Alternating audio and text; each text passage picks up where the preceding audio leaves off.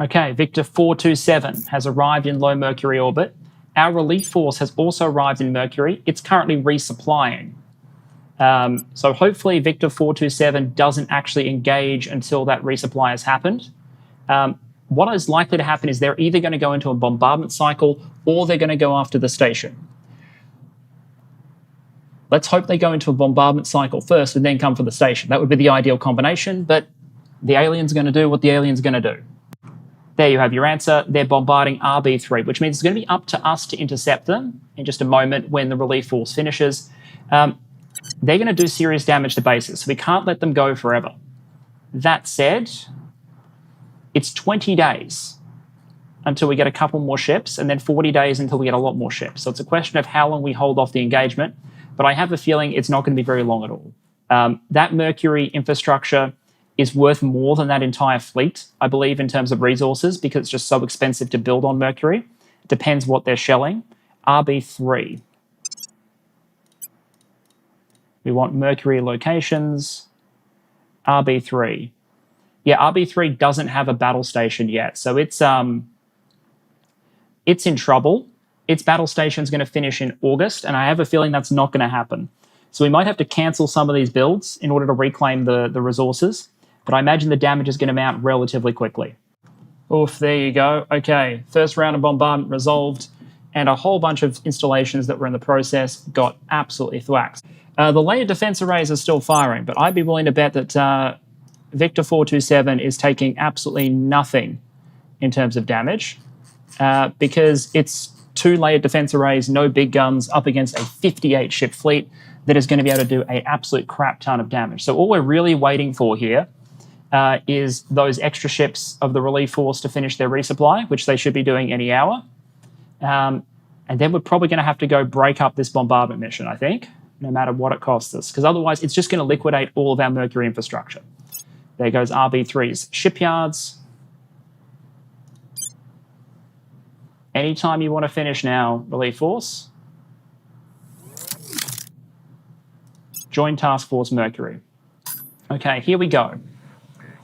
52 ships against 58 ships. They have the combat power advantage, and to be honest, they also have the matchup advantage. I think our nukes are being overvalued, but I also think we can do an immense amount of damage if we play this right. I'll dial up the number of ships that can be in battle in the settings. This will be a lag fest. We'll just refuel. It'll take 2 hours till your first Mercury has been resupplied. And I think it's time to set an intercept. We go with what we got. All right, apparently we were doing some damage with those ground defenses, which is interesting. Might be an argument in favor of letting them do more bombardments. I'm actually even considering disengaging. Because they might let me go, they might not. But if they're taking that much, I'm surprised they're taking that much damage from the ground defenses, considering the base's defenses are still, last time I checked, the defenses themselves are intact. Everything else has been blown up. But there might be an argument for letting them take a little more pain. Let me just check something first. Would you accept the engagement if I engaged? They would be. Okay. I think a battle this dramatic has to be fought manually, but let's just see what the auto-resolve would spit out.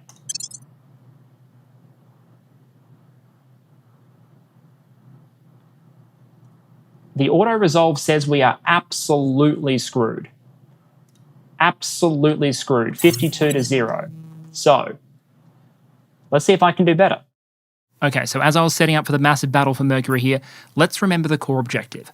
The goal is not to win the first engagement. We don't have the numbers, we don't have the firepower, we don't have the ordnance. What we have to do is inflict as much damage as possible without going to the merge and without getting wiped out. Immediately on battle start, what I see is the aliens have deployed in an echelon formation. That is, from your perspective, everything on the left-hand side of the screen is closer to us than the stuff on the right-hand side. So what we want to do is make sure we're only engaging part of the alien fleet at a time to give us an easy way to disengage. The other assumption I'm operating under here is the aliens aren't going to want to maneuver much. The small ships might, but the bulk of the fleet won't. Why? One, they have some damaged ships, and they're going to want to generally the Hydra clump together to protect the wounded in the pack, so to speak, unless you give them a really good reason to break up.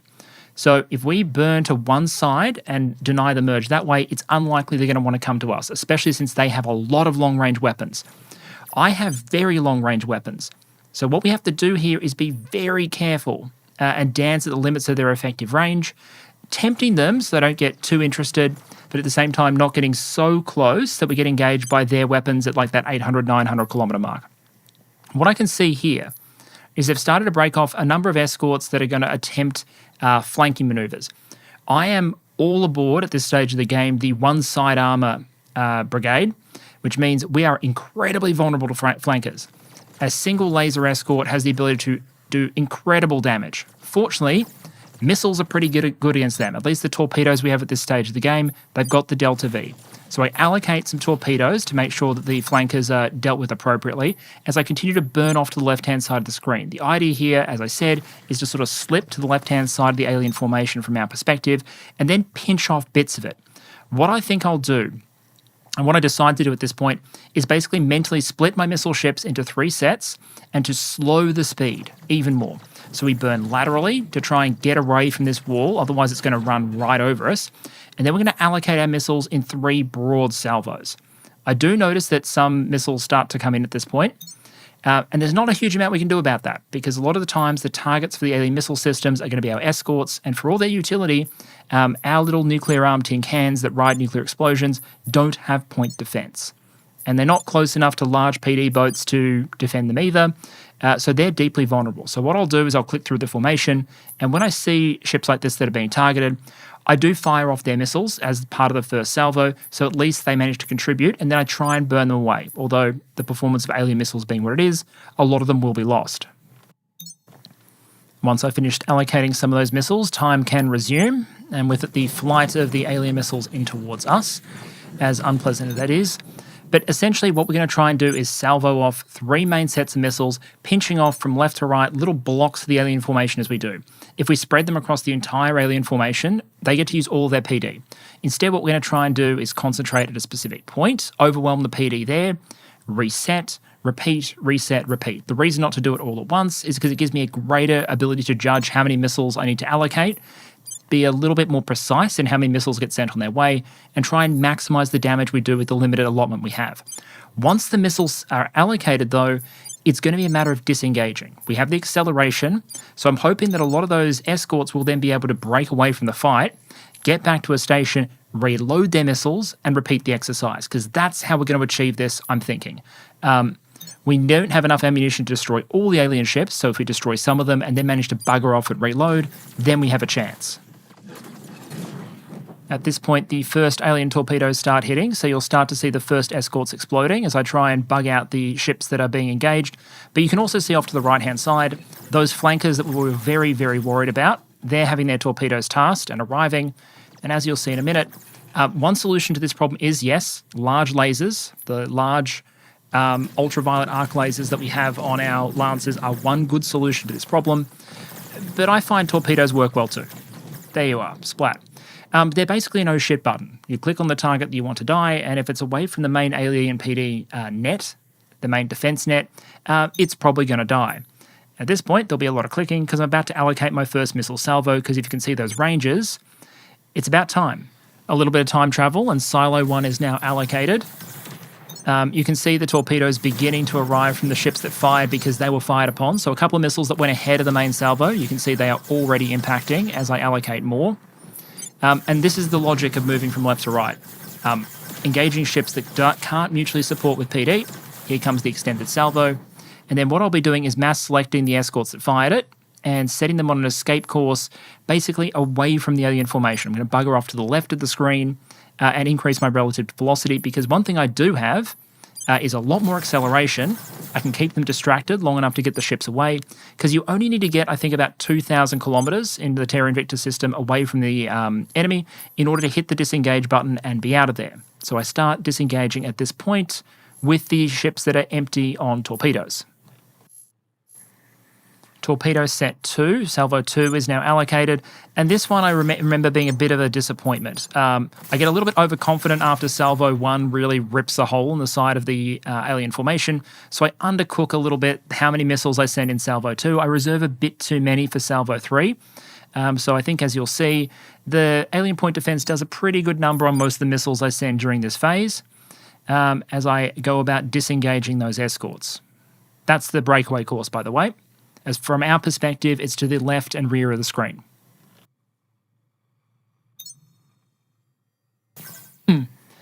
And here comes the somewhat undercooked Salvo 2. Don't worry, I do learn my lesson in time for Salvo 3. More escorts disengaging, which ironically enough, as long as they're not targeted by enemy missiles, because the escorts fire at such long range and because they get to leave the battle after they've emptied their tubes, escorts in this kind of scenario can be very effective if you're willing to do this kind of, very survivable if you're willing to do this kind of hit and run fighting. Unfortunately, as I said, a bit of a whiff on Salvo 2 because undercooked. Salvo 3 won't be, let's put it that way. Some quick guesstimates on PD density, as well as manual target allocation, and another set of escorts is willing to disengage. The final large group is willing to break off, and Salvo 3 is on the way. We reduced the number of ships that we're targeting. We've lowered our ambition for how many ships will be destroyed in total by our missile salvos in exchange for greater certainty on getting through their close-in weapon systems and actually doing the damage in the first place. So as you can see, there'll be more overkill this time, but we do get ships destroyed, including some big ones.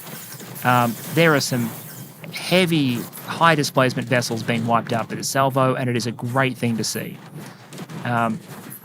Beautiful, because we're getting towards an area of the fleet that has more PD protection. You can also see a lot of the ships that remain are wounded, and that's a good thing. So now what we're going to do, as all these escorts break away, because of the ship limit, we weren't able to bring in everything straight away, neither were the aliens, so they'll be getting reinforcements soon, and we'll be able to call in ours as well, which will be our coil ships, a few more missile boats, but for the most part, we've got missiles and our laser lancers at the start. We're going to try and now swing around the side of the alien formation, hoping they keep advancing the direction they are, because that's where our reinforcements are coming from. So I'm going to bring them in to give them something to point at, and then hopefully, just as they like flanking us, we're going to try and drift these laser lancers around the flank of the formation, get some side armor, because even at 900, 1,000 kilometers, the kind of ranges where we're moderately safe from their weapons, side armor we should be able to punch through, at least with the big nose lasers. It's not as devastating as if we got to, say, 700 or 600 kilometers, but I'm hoping we should be able to score some kills, especially on the damage stuff here. So I'm going to do a few more clicks to disengage. You can see me giving the disengage order here. They'll now disappear as soon as they get far enough away from the alien force, and there'll be time to bring in reinforcements. Jumping forward a bit, because this is a very long battle, the disengagements start to kick in, the reinforcement countdown is running, we're off to the side of the alien formation, you can see their reinforcements have appeared back there as well, and here comes our reserve formation. I've set the battle limit, I think we're at 80 ships, and I remember to dial up to 90 after this, so as close to as high as it'll go. But the aliens do get a mild advantage in how many ships they start with, because the ratio of ships you can bring in is in part driven by how many ships you bring to the fight. But you can see the UV Lancers cleaning up a few of those wounded ships, cleaning up some of the smaller stuff, just continuing to make a contribution. I have one ship that's out of formation, but that's okay, because it means it gets a different angle on a lot of the armor. I just have to do some corrections so it doesn't get too far away, so to speak. The key here is to keep kiting, because what the aliens do is set their fleet on two different trajectories. One continues in the direction of my reinforcements, and their reinforcements are heading more towards where my flanker fleet is. So I'm going to do an adjustment burn to keep the flanker fleet, again, away from the merge with the reinforcements. They are slowed down by wounded ships, and also they're limited DV. Remember, this is Mercury. The aliens want to reserve enough DV to get home. We need to reserve enough to get back to the station. They need to reserve enough to get way out of Mercury's and the sun's gravity well, which is a bit more demanding. They need to reserve a lot more fuel. So we've got a little bit more freedom to maneuver when we're fighting around Mercury. So what I'll do at this point is maneuver a little bit with the reinforcements to set them up. And then at the last moment, well, not the last moment, but at a sufficient range, I'm going to pivot them out of the merge, out of any risk of being in a merge with the main alien force as well. The aliens seem to think that with their big mag guns will eventually come in range. We're not going to play that game. We're going to tickle them. We're going to ration our fuel. We're going to pick off what we can. And then we're going to run. And that was another small ship we just picked up there. And we will keep doing that as best we can. Although another wave of missiles should be incoming from the alien reinforcements once they're feeling good about themselves, basically. I've now well and truly adjusted the course of the reinforcements, so we're now going to pick on their reinforcements. If you think of the alien forces now being in Let's go the port, the starboard complement from our perspective. We're going to engage the smaller reinforcing unit on the left-hand side of the screen first, and we're going to worry about the right-hand side possibly never, was my thinking at this point, although I figured we might poke at it if we have enough ordnance left and we're able to deal with the smaller component. But we're going to deal with the more proximate alien warships first. I'm holding some torpedoes in reserve, and I decide to allocate them at some point relatively soon, with the idea being not to go after the bigger ships necessarily, but to try and score a bunch of easy kills on the small stuff to thin things out a little bit, because I'm worried about them getting a little bit ambitious and turning into flankers the moment they get within range, which could take this from a fight that so far has been very controlled. We've been very much in control of the range bracket. If they flank us, it could all fall apart instantly. The nose lasers on those things could burn through my side armor, detonate my lancers. They look like big ships. They have a lot of armor up front. They are complete paper from the side. Clicks are done, its torpedoes loose, and the escorts are now turning, burning, or detonating as the case may be, and disengaging to hopefully survive and fight another day. The torpedoes are now in the air, so we'll see how many targets we get, and we're close to merging our flanking fleet with our reinforcements. Not that there's much left of our initial combat fleet, which shows you just how many of our initial ships in the battle were missile boats. Most of which are now either destroyed, well, some of them are destroyed, most of them have disengaged. Good kills, series of kills on the small stuff. All of this could have become flankers once they got closer. They will not get that chance. And a few of them that aren't destroyed this way will be cleaned up by the UV lasers on the Lancers, the Pelican-class vessels. And the siege coilers will start firing once we're at good distance, because they're getting into the fight now as well. You can see here I'm going to make another turn and start trying to link up my two forces at this point. Just really, I know that means that the main force will probably turn at some juncture, but I'm convinced at this point, and based on what we saw pre-battle, that main force is being held back by some damaged vessels that it's trying to protect, and I think they're expecting us to come to them, because that's what we have done in literally every other battle that we have fought. I have always rushed or floated into. I have never given the aliens to expect that I will not engage them. This is the first time I'm doing it. So as far as the AI is concerned, these humans are being strange today, and we're going to get stranger. These ships may seem like they're out of range, but because of the relative velocity involved, a couple of the captains are attempting long-range siege coiler shots. And as you can see, against ships that have had their engines knocked out, that works. Against anything that can maneuver or defend itself, not so much. But against some of these ships that have been partly disabled, the coils are assisting the lasers in cleaning up this flanking force. The aliens must be very confused, and I think at this point I can see one of the wounded vessels that might be slowing them down, lagging behind the main alien force. And I really have to thank the ground defenses on Mercury for doing that damage pre-battle and causing this force to behave the way it is. You can see the aliens calculate, hey, shit, this isn't working for us. So they attempt to bum rush me at this point, at least with that flanking force. And this is what I keep some missiles in reserve for. Always if I can. This is the oh shit, this is the break glass in case of emergency moment, because none of those ships are allowed to get within range. Yes, lasers might deal with them, but I know torpedoes will deal with them. So a quick allocation later, and along with the coils and lasers, the torpedoes are flying. And as we'll see, some of them are going to fall, but mostly dodge the coil fire. What they won't be able to dodge is the short salvos of nukes that are on their way. Because somehow the Exodus playthrough has basically become the nuke everything playthrough.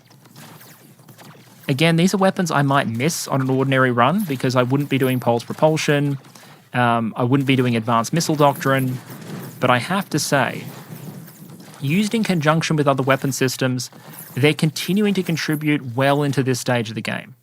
We're about to clean up 3 more flankers, I believe. Good hits. Good hits. Okay, so that's the entire reinforcing force gone. We are Winchester on just about all of our nuclear ordnance at this point. The tubes are empty, the ships have disengaged. We've spent a lot of our fuel maneuvering out of their way. The aliens still expect us to get in close. And what I had the option of doing at this point, if I wanted to, was I could have called it a day, burned away, disengaged, and said, that's that. But I figure we're going to try and pick off just a few more, because I see some big capital ships, and I'm particularly interested by some of those wounded vessels that look like they're fallen behind, because they're slowly getting separated from the herd, so to speak. And I'm thinking maybe, just maybe, if we dance the ranges just right, we'll be able to pick some stuff off and then burn away. what I then do is bring us up behind what is still no doubt a very, very confused alien fleet who must not understand, or the AI must be very confused why the mad Russia has turned into a weird kiter over the course of one engagement. So I don't think I'll encounter this behavior again in future battles, but right now I'm happy to have it. So we can start picking off the wounded vessels at the rear of the formation. The one disadvantage of doing this is if I kill all the ones that are slowing them down, the others might feel courageous enough to disengage and come play a game of infighter, which is something we really, really don't want to do. That said, coil barrage going in, and I think we're about to pick off another reasonably sized alien vessel. As you can see, they're all facing us. They're just drifting away from us because they think they have long-range weapons too. And it looks like I'm just picking them apart, but you have to realize the difference here between me being able to fire and us both being able to fire is very narrow. Very narrow. So if we're wrong by just a bit, all of their magnetic weapons are going to start firing, and the math says at that point they would do very well. They would likely tear us to shreds. It looks better than it is, so I'm trying not to get overconfident. I say right before I get overconfident and let some of my laser vessels get a little bit close, and so you'll start to see a lot of alien fire go in on them, and they will partly pay the price for it. The reason I don't notice those laser boats getting a little far out is, one, I get very aggressive trying to get the lasers a bit closer to do damage, but it's mostly because I've been distracted by an obvious target that you can see up to the top right of your screen at this point. That's a battleship. Obviously, even from this distance, that's one of the chunky remaining battleships. I think there are 3 left on the field. That's one of them. And if it's not in the next battle, that works for me. So I've decided I'm going to try and use even more fuel to get around behind, flank the alien formation, and try and pinch off that battleship before I disengage. Just one last act of ambition. PD is mostly holding up, but you can see I have started taking hits. Their projectiles are harder to see because they're smaller, but they move fast, they hit hard, they do a lot of damage, they have a lot of velocity, and they fire quickly. So there will be some pain at this point as I miscalculate a bit, but I can see my opportunity and I'm going in for the kill on that isolated capital. Now, it becomes very obvious at this point that the aliens have some missiles in reserve because they start firing off from that battleship, so I decide enough is enough. I have reserve torpedoes too, and I decide that that vessel, the Vindicated Concorde, needs to die, and it needs to die right now, because otherwise magnetics and missiles and all sorts of stuff from that very, very well-armed vessel is going to make my life difficult long before the siege coilers can destroy it. I do have one overextended Pelican. I managed to maneuver the other back in time, but one Pelican's about to have a very, very bad day. As I focus on trying to get the most out of this battleship engagement, I do disengage. Remember to disengage the last of the missile escorts at this point. They will survive no matter what happens, basically, as long as we can keep the aliens occupied long enough for them to hit the disengaged distance. PD continues to come out of the Pelicans, and I believe one of them will be overwhelmed and damaged pretty significantly, but for the most part, the arc lasers plus 40mm combo holds up relatively well. You can see some hits go in there. And that ship is not destroyed. It's pretty dead in the water, although remember it has basic functionality left at this point. I'm trying to save the Lancer that's out extended by itself. You'll get to see how I go there. But rip the repair crews who have to deal with that ship that somehow manages to survive all those impacts. Their battleship, meanwhile, it has a lot of PD. You can see it's intercepting a lot of those shape charge nukes. But this is the reality of the shape charge nuke, right? If it can do some damage, there's a chance it knocks out your point defense with that damage. And if it knocks out your point defense, eventually one of the follow-on missiles is going to make contact. And then that happens. Battleship down, and the escorting frigate down. At this point, I am now completely empty on missiles. I fired the last of my torpedoes. Some of my Lancers are are disabled and incapable of maneuvering. So it turns out, I decided at this point that this is basically as much damage as I'm going to do, but I have reason to fight on just a bit more. You'll see I have a damaged Pelican there that can't maneuver. It can still disengage as long as it gets 2,000 kilometers away from the aliens. How do we achieve that? Well, we have to keep fighting them to prevent them chasing it long enough for it to float away.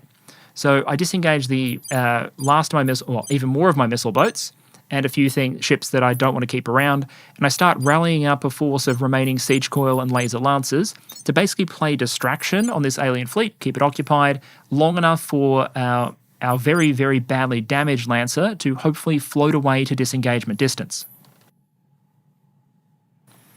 Hopefully you can start to see what I mean at roughly this point. We're basically going to go for a lateral approach. I don't have the remaining Delta V in reserve to get much relative momentum to close with them and then disengage. So I'm going to go laterally as much as I can, keeping them interested, but at the same time denying them the sort of distance they need to mass fire at me. But it's going to be fiendishly complicated to do, especially as the range of their weapons is still relatively high, and I'm working with fewer of my very long-range weapons than I was at the start. I have a coil-class battleship, for example, that just does not have the same range. So when it's firing, you know that odds are whatever it's engaging might well be able to fire back. The bigger lancers I'm maneuvering sort of ahead, and we're going to try and do this sort of U. We're going to try and do basically a U shape around the alien formation and then bugger off because fuel will become an issue sooner rather than later. I'm just trying to coax the alien formation so that it's not moving on the same path as the damaged Pelican, hoping that that increases the odds that it gets to 2,000 kilometers before anything bad happens. That said, as I said, magnetic engagement ranges on the aliens, it's longer than the first part of this battle might have made you think. We really were having to be very, very careful with the distances. I drift into the 750 range when I really should have been fighting at the 900 to 1,000 range. And some of my ships have time to adjust, some of my ships won't. In saving one Lancer, it turns out the aliens still have missiles in reserve, and my act of trying to save one Lancer ends up costing me a Lancer. I have destroyed a number of alien ships at this point, but they've clearly become interested. They've started burning towards me, which puts some of my ships in danger. I'm being saved to a limited extent by firepower, but I'm going to adjust that flanking force now. And what I'm hoping is that by creating this sort of elongated line, while they're focused on that Pelican you can see towards the south of the screen, or one of my remaining Lancers on the south of the screen, something's going to get around and be able to take side armor shots. That's basically what I'm hoping. The core objective here, as you've noticed I'm focusing on, is I've got a bit of a hankering to take out as many of the battleships as possible. And I see the soaring Victory is so damaged, so close, so in danger of being picked off that I decide to have a go at it. We have siege coilers. Unfortunately, what I really need is if I had a remaining UV laser in this northern section, we'd be able to burn straight through that side armor. Unfortunately, not to be, so more maneuvering it is. The Meng Chang makes it out, damaged. You can see it drifting on the left-hand side of the screen there. I've got it padlocked. It can't really maneuver, but it will now float out of engagement range. I've got the rest of the force now floating off to the right-hand side of the screen in the hopes that the aliens will then turn towards it. I don't think they initially take the bait. They're facing off against one of my other vessels. They'll turn in a moment. But at this stage, the battle is basically done. There'll be a little bit more poking, but I'm bingo fuel, I'm Winchester munitions, so it's time to get out of there. I set the Meng Chong to disengage as soon as it's at 2,000 kilometers. And the rest of the force, I'm going to try and pinch off a couple of these. You can see that some of the alien ships that have been disabled float towards us, which is very unfortunate for them. Rip you. But taking this small remaining force up against what's left of the aliens, it's not going to work. We have ammunition constraints. We have fuel constraints, absolutely. And the alien force that thinks we're going to engage knows it has the firepower advantage and is still waiting for us to come to them. Instead, we are going to leave. Stage right. A final burn for everything that can burn gets us to this sort of picture here where we have mostly disengaged. The aliens are like, where are the humans going? They have figured it out. They've started to burn, but they don't have a huge amount of acceleration, just a lot of delta V. And so disengagement is going to be successful.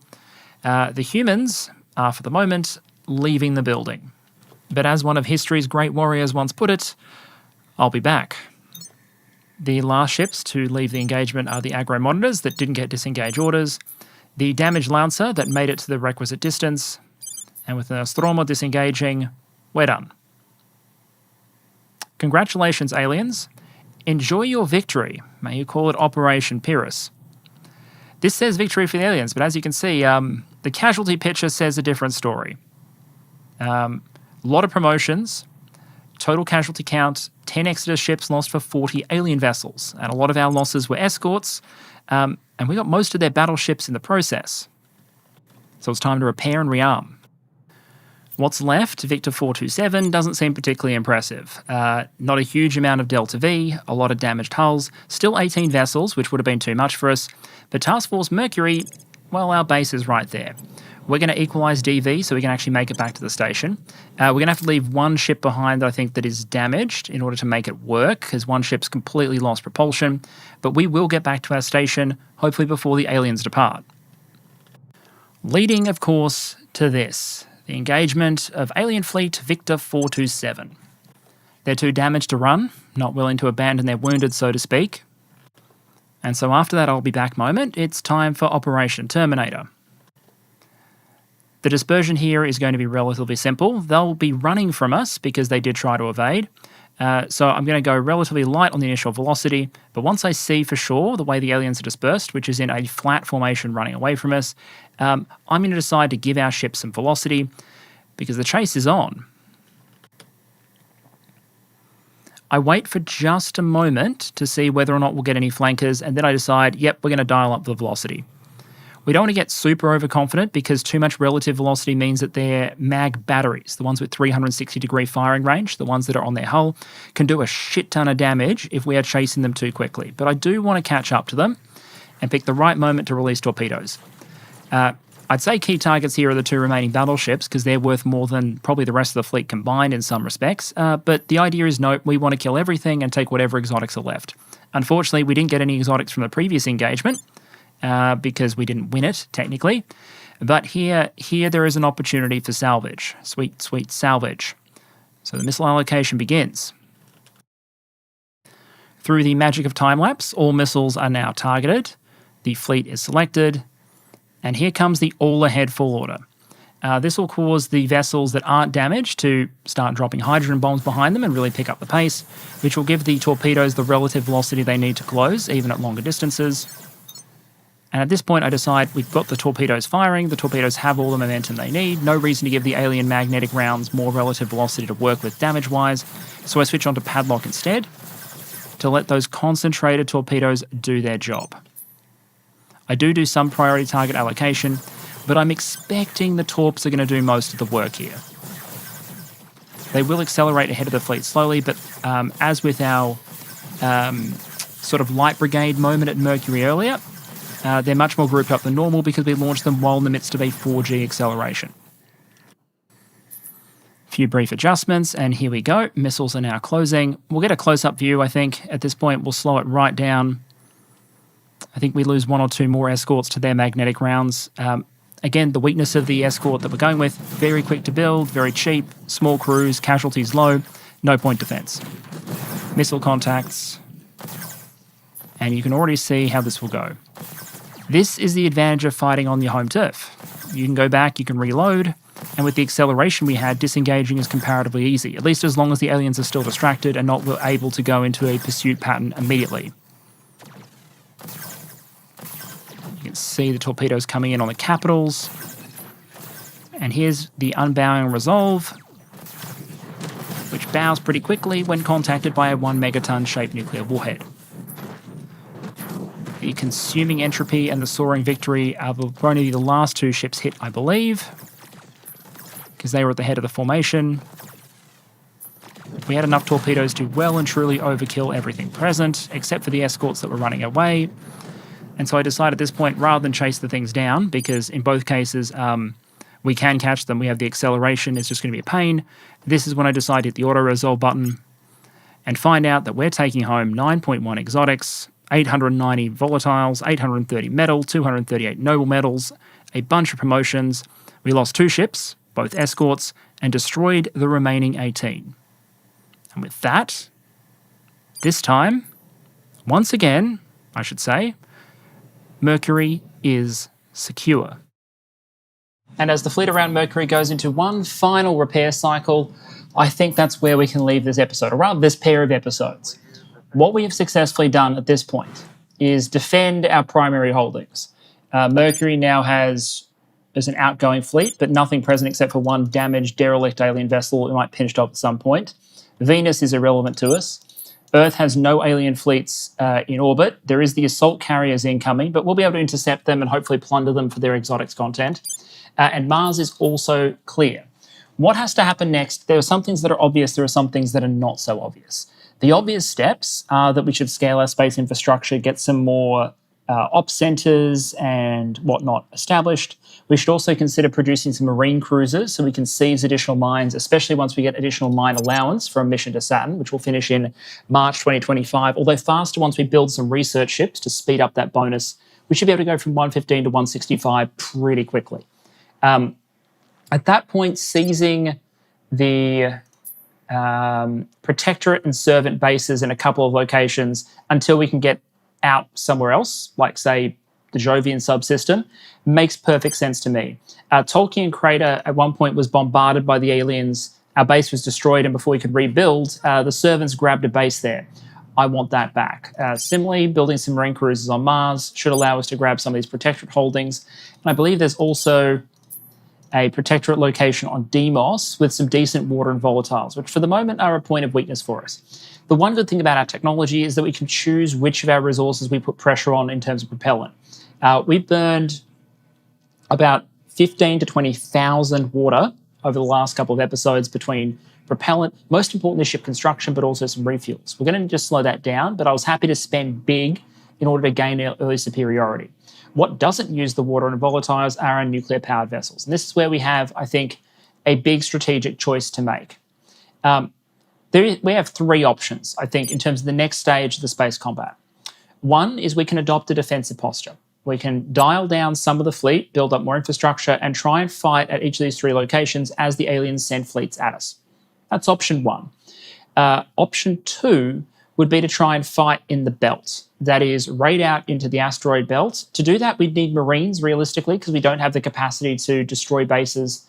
I think we might be able to do it with orbital bombardment, but our goal is to recover exotics, and I imagine Marines would be better at doing that than leveling the place with 90-kilogram chunks of metal propelled at very high velocity from orbit. Just a guess. The third option, the reason I'm nervous about options 1 and 2, although they fit Exodus as more defensive style,